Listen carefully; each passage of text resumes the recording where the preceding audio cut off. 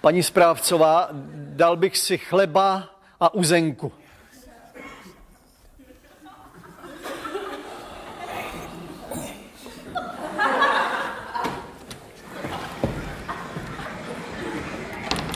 Divná osoba. Nic neřekne, člověk ani neví, jestli odešla uražena nebo pro uzenku.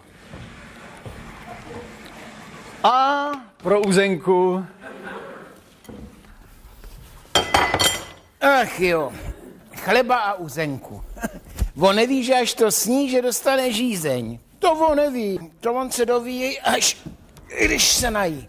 Pak mě znovu pošle do deště, abych mu přinesla něco k pití. Je-li to jedno. No, paní správcová, prosím vás, něco k pití.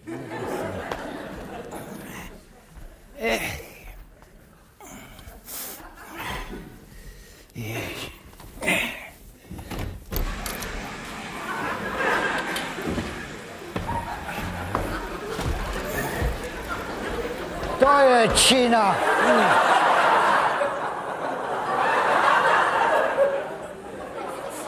Chudák paní Vránová. Dítě se dere na svět a já uvíznu tady. Dobrou chuť, pane. Děkuji.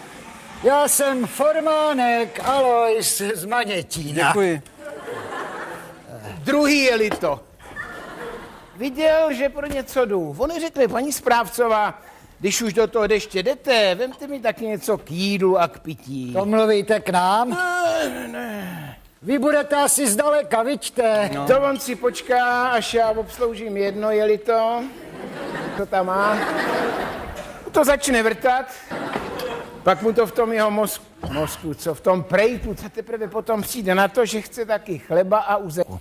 Jedu až z Prahy. Pivo to ještě ne. Jsem vrchní inspektor všech starobinců. To byste toho po něm chtěli moc? A mám tady v kraji velice důležité řízení. Toho napadne, až když začne jíst. Paní správcová, doneste mi taky uzenku s chlebem. Pivo ne? Chutná, chutná. Je to docela dobré.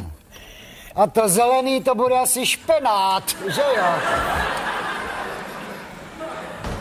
No jo. Ach jo.